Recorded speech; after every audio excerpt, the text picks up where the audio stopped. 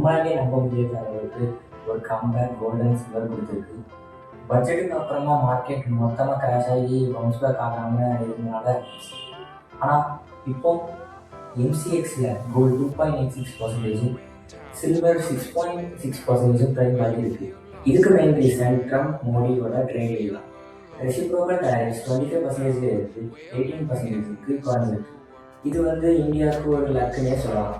India இப்போ $500 billion ஒருத்தான US energy அப்புறம் டெக்கை வாங்க முடிவு பண்ணியிருக்காங்க. அப்புறமா ரஷ்யா ஆயில் பர்ச்சேஸை ஸ்டாப் பண்ணி யூஎஸ் இம்போர்ட்ஸை இன்க்ரீஸ் பண்ண போகிறோம்.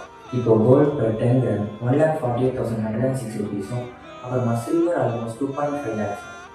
லாஸ்ட் வீக் 42% ஜம்ப் ஆன சில்வர் இப்போ வேற மாதிரி கம்பேக் எடுத்திருக்கு.